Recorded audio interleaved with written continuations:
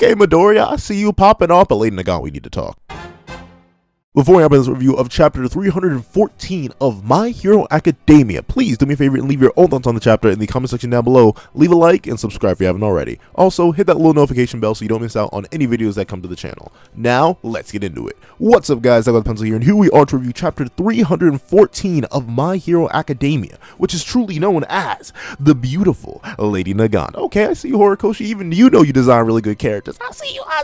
Okay, let's hop into the chapter. So honestly, this chapter was really just Lady Nagant's backstory, and I'm just going to break it down from here and there, the things I like about it, the things I don't like about it. But the things I really do like in this chapter is Midoriya. Let me just get that straight out of the way. Midoriya, in terms of tactical understanding, tactical maneuvering, like using his body in certain ways, I love it. I love seeing how Lady Nagant is realizing that, man, this kid is really good in midair, and it makes sense because he's had practice with it for a while. But it's also cool how Midoriya knows to like make sure, even if he takes a hit or two, even if he's getting hit, he makes sure it's not on his joint so he can still move his muscles. That's really good. That's like smart next level thinking I wouldn't expect from Midoriya from even like 50 chapters ago in the war arc. Like, this is a Midoriya who's thinking about his body and its limitations and how he can move it and how he can maneuver it to make sure he doesn't get hurt and to make sure he can still fight back. That sort of higher level thinking is something I've been wanting from Midoriya for so long, and I'm happy that Horikoshi is finally giving it to us in this fight, and it's really good to see. And I also love midair battles. I don't know, this is really cool stuff to me. I love when characters can fly in midair or even just maneuver themselves in midair, even if they can't fly. So this is always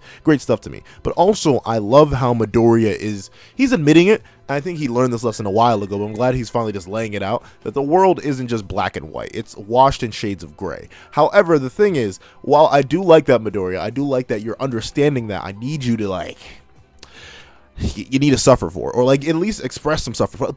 Just. And here's the thing, like, I know that I'm in this weird limbo with Midoriya, right, where I understand he's developed a lot, especially from chapter 1, heck, from chapter 50 to Midoriya now, very different, but that's mainly on like a confidence front, which is good. Every character needs confidence. That's the thing. Midoriya has just now hit where I believe a shonen main character, especially a shonen main character, not just any main character in general, should be from the start. Confidence, ability, unique traits, unique quirks, unique things about them that allow them to do things that other people can't do. I feel like Midoriya is just hitting this now, which is why I feel like I'm still pushing for Midoriya to develop like a different moral sense or a different kind of ideology or something like that. Like I said, you don't necessarily have to change a character's fundamental personality for me to get them to like him. I like Goku, and I think he's a extremely interesting character when you follow his ideology and how it's shifted and how his thoughts on the world and how he should treat it and interact with it has changed over time. The thing that I don't like about Midoriya is, as he reveals in this chapter, he still thinks the same way he's thought always before. That he still needs to lend out a helping hand to everybody there, and that's why they need to change the world and stuff like that. And that's fine. It is good. It's fine. I'm glad Midoriya is developing in terms of his confidence and stuff like that. But in terms of like the things that I want to see in a character in terms of their development, which is things like shifts in ideology, shifts in perspective, stuff like that, like not even grand, like even small tweaks or quirks to their beliefs, which technically we've gotten because Midoriya is willing to accept the fact that he may have to kill Shigaraki, which is still a big shift for him. But something like that, either a shift for his ideology or a major shift for his character, where like something happens that actually sticks to Midoriya. Because I'll admit, the main thing why am I, this is a chapter 314 review. I have no idea why I'm going into Midoriya rant. Well, he's a big function of this chapter, and I do like him a lot in this chapter, but the reason I'm going into this is to like better explain myself before I rag on him. And the thing is, what I want from Midoriya is for him to stop being like rubber and glue. Pretty much every single thing that's got Midoriya mad in the series, it's never really stuck with him. Like Night Eye's death, it bounced right off of him. All the suffering of his friends bounced right off of him. All the pain and struggles he goes through with One for All, bounced right off him. He's very much a hit you in the moment and then like doesn't really learn. He learns things physically. Like he gets stronger, and that's fine. But usually getting stronger is accompanied with some sort of like, and that's the thing, he's developed confidence-wise as a character, but in terms of his mental state, in terms of his ideology, he's still the same character from chapter 1. And that's not as interesting to me. So I'm really waiting for Midoriya to have a moment where his ideology or his basic fundamental thoughts and how he acts as a person is challenged. And like I said, I thought we had gotten that a while ago, like I think going on 1, 2, 3, like maybe 10 chapters at this point. Like when he was perched on that building and Horikoshi drew his eyes darker, I thought we were getting into something like that. So it's I guess the reason I'm fiending so hard for right now is because we had that little taste. We had that possibility where I got so hyped for it because I thought Midoriya is finally beginning to change on a level that isn't just pure confidence in how he carries himself. And like I said, confidence and the way you carry yourself is a very important part of how you act as an individual, and it's a very important part of any character. We always notice how an individual will carry themselves. But the thing is, that in my mind isn't enough for me to be like, yes, fantastic, 12 out of 10 development. He's doing good. He's like a 7 out of 10. Like I said, he's reaching a point where I feel like he should have started at. So I'm waiting to see what Horikoshi is going to do to have Midoriya interact with the world and have the world interact back at Midoriya, so we get to see things change. Because that's what I love about a lot of my big favorite protagonists, like Jin Mori. I've read all of God of High School, and I'm keeping up week by week now. So Jin Mori, he's a fantastic character in terms of where he goes, in terms of his development. You have Goku. Even if it's just in an ideological sense, he changes a lot. I like that. Naruto, he goes from extreme amounts of suffering. That sticks with him. I want things to stick to Midoriya in terms of what he's doing and how he's going to act because of what happened to him in the past. That's what I want. But enough of that. I've been going so hard on Midoriya for like 6 minutes now. Let's move on to Lady Nagant. And the thing is, I think this is on purpose. I think Horikoshi is trying to write Lady Nagant as a hypocrite. And I think that's fine. I just think it's kind of portrayed weird here. Because the long story short, Lady Nagant doesn't like the fact that she's killed a whole bunch of people that were supposedly innocent, that they weren't tried in a court of law. So let me take a quick regander. Let me make sure I'm saying everything right before I go nuts and start critiquing her. So at least from my understanding, and please do not be afraid to correct me in the comments down below. I'm glad when you guys hop down my throat, mainly because I miss things. I'm not a perfect analyst. Trust me, I'm far from it. I miss a whole ton of stuff. But at least from my understanding of Lady Nagant's story, she's tired of killing to maintain the society that she personally doesn't care for anymore. She's had to kill heroes, she's had to kill civilians, she's had to kill villains, all because they pose a threat to the world. And thusly, she got tired of it and executed the chairman who threatened her own life. But ironically enough, this chairman is the same person who brought her into the fold as a hero. She has a very similar story to Hawks, which is interesting because Hawks is someone who stayed with the Hero Society, although he didn't like it, while Lady Nagant is someone who rebelled. And that leads to the fact that Hawks could betray the Hero Society if he's pushed like Lady Nagant is. But considering the Public Safety Commission is sort of in ruins right now, I wouldn't be shocked if that didn't happen. But the same thing applies here that applies to Hawks. Hawks understands that public safety is still wrong. He completely gets, he understands that there are dark things that they do. Like, he did not want to kill twice, essentially, but he did it for the greater good. And while Lady Nagant has a point, like, these people weren't tried in a court of law to proceed to suddenly killing everybody. Like, I don't get what she means by she's tired. She's tired of killing people for the Hero Commission, so she's going to start killing people for All for One. Or, here's the thing, maybe I'm missing a link. Hold on, give me a second. All right, so in your time, it's been less than a second, but in my time, it's been more than a few seconds. So here's the thing, she did kill another hero.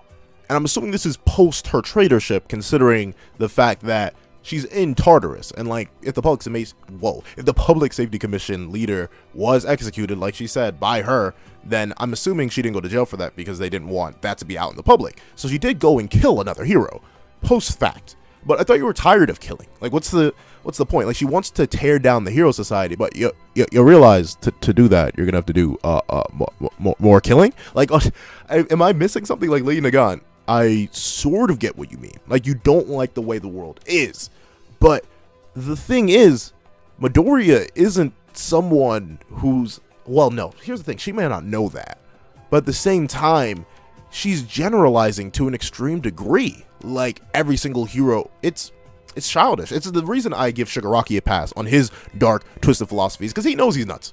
He knows everything that he believes is wrong and dark and horrible. And he's not tearing down the world for any good, proper reason. He just wants to destroy it. He wants to see it all decay, if you will. Lady Nagant, you seem to back yourself up on these virtuous ideals and values, but I don't think you're doing that properly. Like, she wants to destroy the hero world, and thus she believes that even if All for One is in absolute control, that it'll be better and more clear than the hero world. I don't get it. Didn't you grow up on ideals of heroism? I understand you like the Hero Commission, but the ideals of heroism are protecting people. Do you think people are going to be protected under All for One? Do you think a world, an era of chaos is really better for the people? Maybe information-wise, I'll give her that. But the one thing I will give about the false sense of security that the Hero Commission provided was that it let people feel safe. It let people feel happy. And maybe that's something that I don't know. I get it. She's proposing an interesting idea. I just don't think she's on the right track. Like, I don't think the destruction is what's necessary. I think the reformation is. And I feel like someone from the inside, someone like her, would know that, because that's something that Hawks figured out. Like, he knows that things are wrong with what he's doing, but he wants to fix it. He doesn't necessarily want to destroy it all, because destroying it all would be letting villains run rampant. It would be letting those children who you didn't want to shake your hand because you saw how fragile they were and how much blood your hands were covered in, it'd be letting them go to waste and die left and right, because villains will be running, musculars will be running free, people like Overhaul will be running free, All for One will be running free.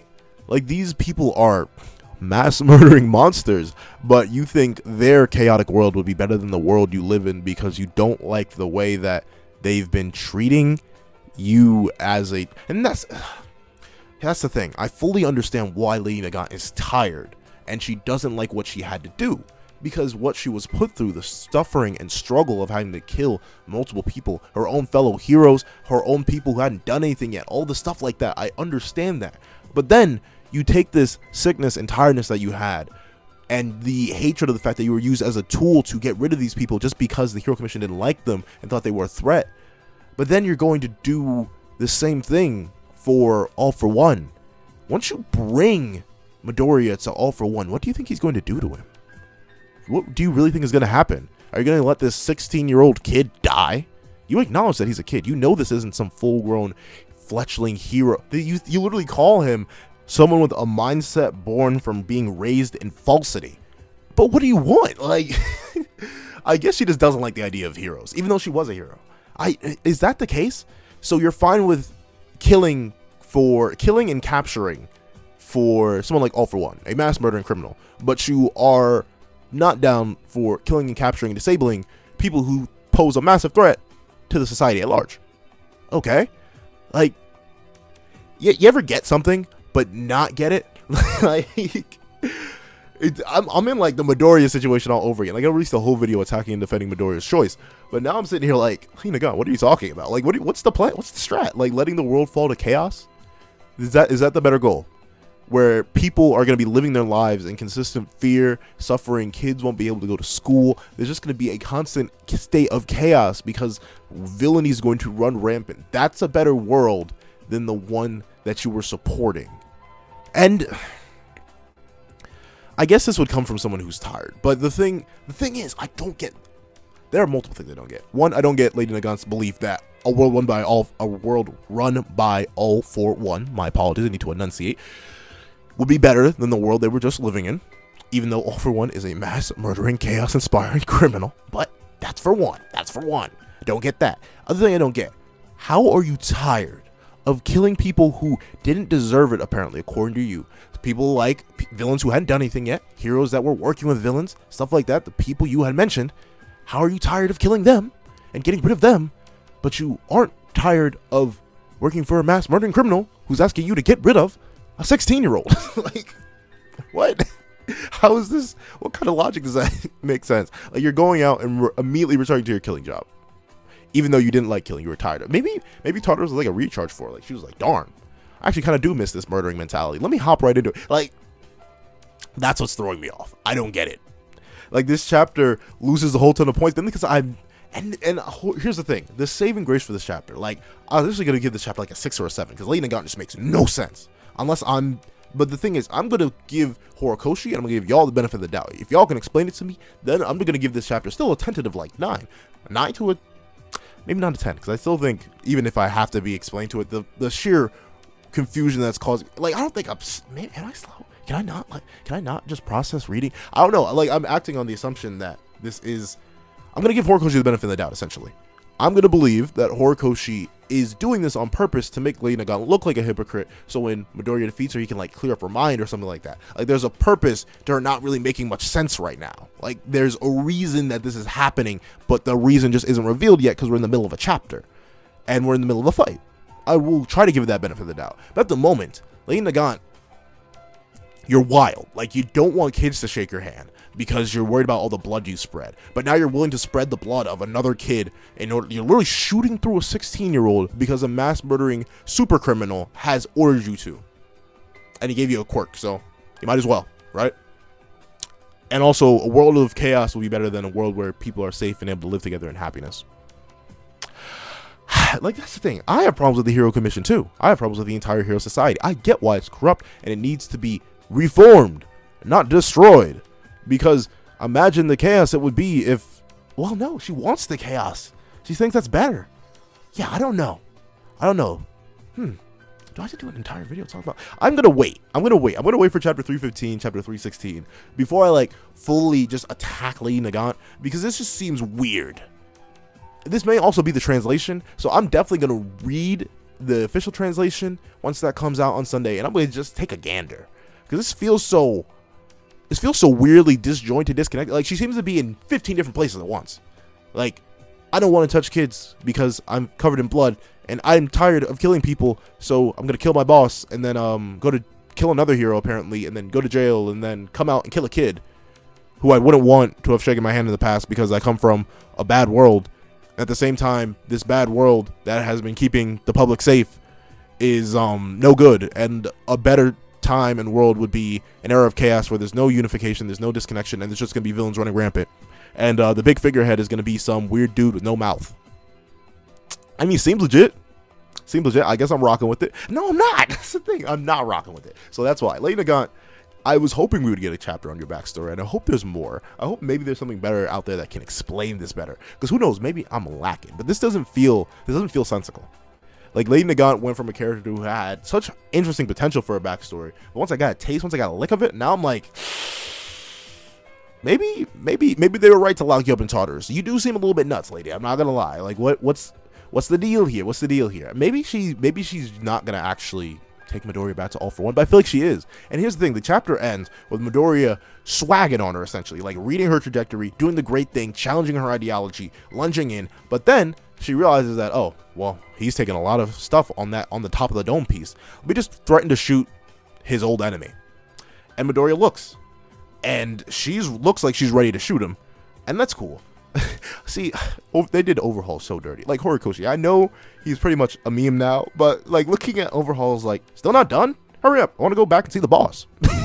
Like, that made me laugh. First reading and second reading of this chapter, like the little drawing of Midoriya, like, honestly, I'm not gonna lie, like, I do like this chapter's artwork, but like, maybe I'm reading it wrong, but there are a ton of like slightly reused images. I'm not sure if Horikoshi draws digitally or by hand. I know he can do by hand, but I'm not sure if he draws digitally. But it seems like some of these images, a lot of them at least, are copied or reused. Like, they're just different zoom-ins and different shots. Like, especially on, I suppose it's like page 12, page 13. Like, this is the same Lady Nagant face used again and again and again. It's just zoomed in on, zoomed in on, zoomed in on. I don't think that's for effect. I think that's for time saving. How long was this chapter? This chapter was still decently long, though, which is why Horikoshi may have had to use some more time-saving methods. But yeah, the art wasn't fully up to quality. Like, even Midoriya looks weird on this last panel. I don't know. But it's still beautiful. That's the weird thing. Like, no matter how much I will rag on Horikoshi's art on occasion, I'll, like, notice things where it's copied or notice things where it's reused and stuff like that. Still, the base art there is still beautiful. Like, Horikoshi is a fantastic mangaka, and whenever I do another My Hero Academia month, y'all know I'm gonna do a video just praising Horikoshi's artwork and some of the amazing spreads he's done, the amazing character design he has. He's a fantastic creator, artistic wise. I will never go against Horikoshi on that. But enough of that. Enough of the weird rambling about Midoriya and what I want from him and Lady Nagant and why I feel like she makes no sense. Please explain everything. Comment section down below. I don't think y'all need to. I mean, go ahead and explain Midoriya again. And if I did miss something, if something is stuck with Midoriya outside of his just confidence change, don't be afraid to tell me that in the comment section down below. I want to hear it. If y'all can explain Lady Nagant to me, because I'll admit I do need some help. If there is a clear-cut explanation, don't be afraid. Drop it in the comment section down below. Drop what you think is going to be the whole deal with Chisaki next chapter. I'm super intrigued to see if Shield's actually going to shoot him and if Midoriya is actually going to get in the way, try and save him, and end up getting shot because he tried to go save Chisaki. That's going to be super interesting to see. But that is all I've got.